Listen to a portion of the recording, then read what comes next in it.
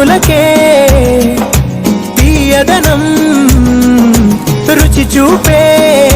చిత్రాలే సవ్వడితో సంగీతం పలికించే